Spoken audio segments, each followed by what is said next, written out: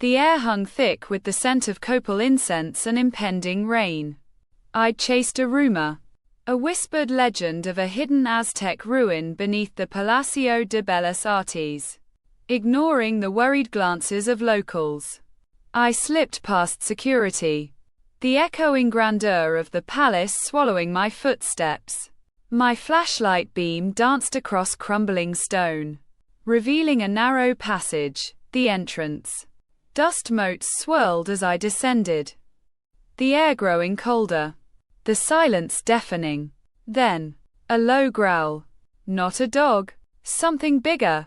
I scrambled back, my heart hammering, the legend suddenly far less appealing.